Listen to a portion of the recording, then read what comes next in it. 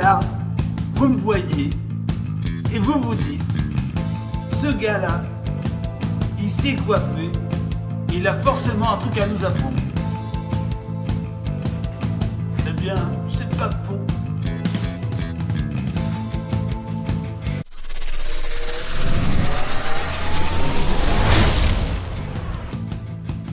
Merci de me retrouver pour le 10e épisode. Aujourd'hui, notre moto est quasiment montée à blanc. Il reste des éléments à déterminer. Donc j'ai pris la moto et j'ai été voir Stéphane à La Rochelle, le futur propriétaire de cette belle machine. Et on a fait des choix ensemble au niveau du primaire, au niveau des pots d'échappement, de la couleur, etc. Alors je vous explique tout ça en détail. C'est parti.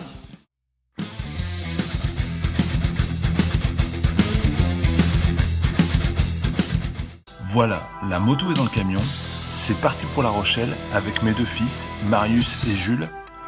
Et nous allons donc rencontrer Stéphane pour lui présenter la moto. C'est un carton plein. Stéphane a adoré sa moto.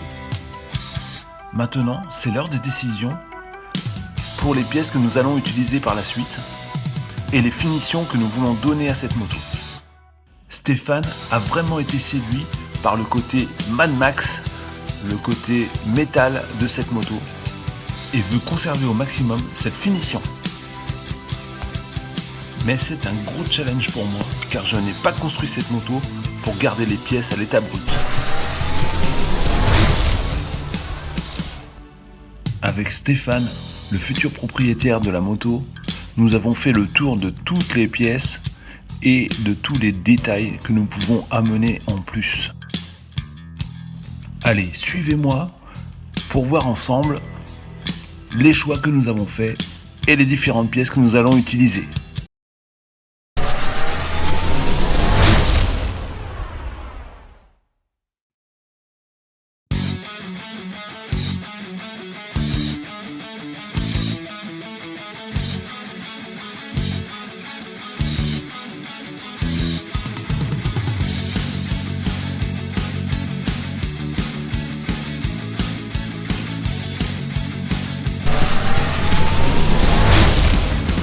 Afin de mettre en valeur le design des roues, nous avons décidé de ne pas mettre d'éléments à droite et de transférer tous les freinages à gauche.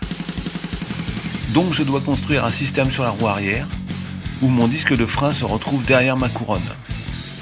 Cela nécessite de passer la roue arrière autour, de modifier le moyeu, de poser un disque de frein avec un étrier Béringer 4 pistons radial et d'ensuite de mettre la couronne arrière.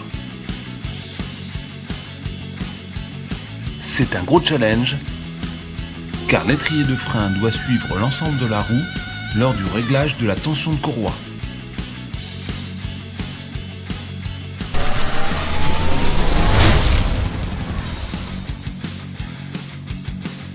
Pour arrêter le plus efficacement possible cette moto, je vais utiliser un disque de 14 pouces avec un étrier Béringer 6 pistons radial que je vais devoir adapter avec ma fourche Öhlins.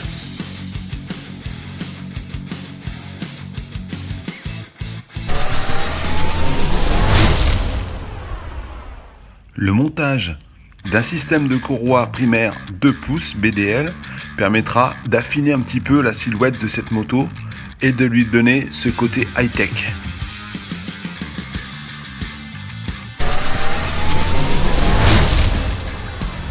Pour les commandes avancées, nous avons choisi un modèle de chez Roland Sound Design qui va parfaitement avec le look de cette moto, mais je vais déjà fabriquer des supports qui rappelleront les axes de bras oscillants, car je vous rappelle que nous partons d'un berceau moteur d'Electra, alors que les commandes avancées sont celles de Softail.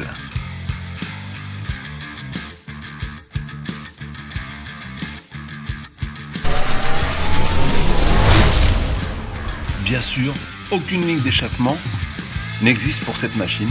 Je dois donc la fabriquer de A à Z en utilisant 2 petits silencieux qui sont pour la compétition. Les 2 trous sortiront de chaque côté de la selle et je leur mettrai une chicane d'homologation. Je vais réaliser l'ensemble des pots en inox avec une finition brossée.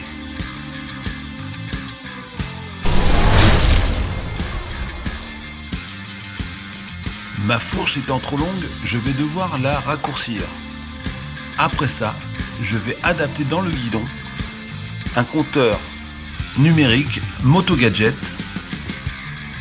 Et ensuite, je vais profiter de la forme de mes risers Joker Machine pour insérer les 4 témoins à des endroits très discrets. Le tout sera peint en noir pour faire un prolongement de la fourche.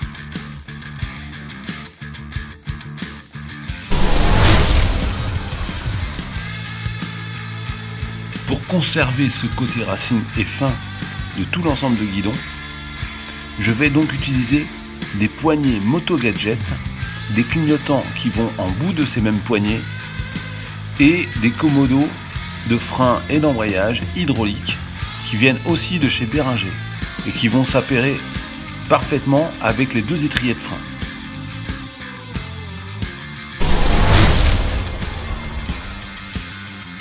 Bon, on a du pain sur la planche. Alors, rendez-vous au prochain épisode. On va attaquer tout ce qu'on a prévu. Il y a du boulot. Allez, à plus. Merci encore pour vos partages. Et j'aime bien vos commentaires. Alors n'hésitez pas. J'aime bien savoir ce que vous pensez.